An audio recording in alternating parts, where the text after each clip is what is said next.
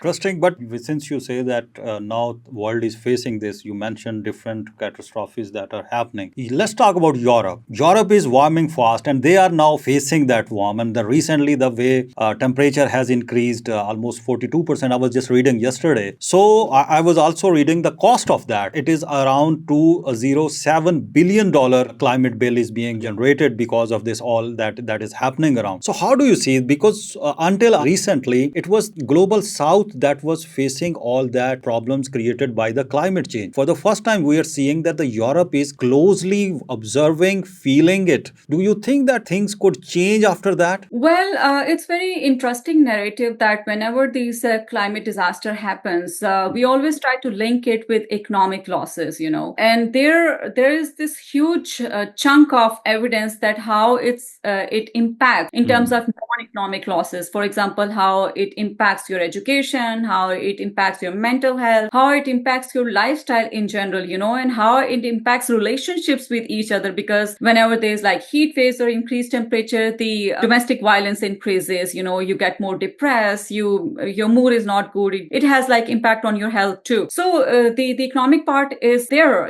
but we need to look at the non-economic kind of impacts too, which these climate disasters has. Now coming to this European heat wave, I would argue that if you look at the data and if you look at the history, it's not the first time that Europe has experienced this kind of heat wave. It has happened in the past as well, but it was like 1 or 2 time phenomena in decades, so they did not take it seriously. But this time it has really impacted them, and the reason is, of course, we know that the global emissions, greenhouse gases, the oil and gas consumption, that's there. But also how their urban planning is, how their vegetation cover is. If you look at their roofs, for example, if I give you one example about their infrastructure, it was constructed more in terms of like snow, because most of the months over there were winters, and it has like metals, zinc metals and other metals in it, and that warms faster in summer.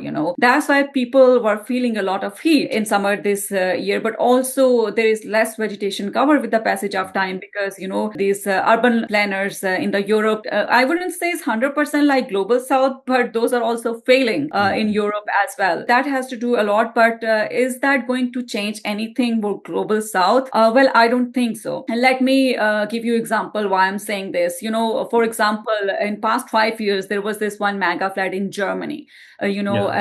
Where lots of people were impacted. Now, what happened that, global south, they experience flooding almost every other year, or now every year, very current now. And they didn't have access to climate funds. But Germany, as a developed country, instantly had access to climate funds, and they were able to give relief to their people. And also in those countries, they have like insurances on house, on cars, like it's insurance on everything if you are impacted in any way. So it's very interesting that how the power structures around the world impacts that how you can get access to climate funds which are available. So it's not going to change anything for global south, but yes, it can change things for Europe itself, because now they're going to take it more seriously. They are going to work on that aggressively, and by that I don't think so they're going to reduce carbon dioxide emissions, because their projects are still like very much based on coal consumptions and greenhouse gas emissions.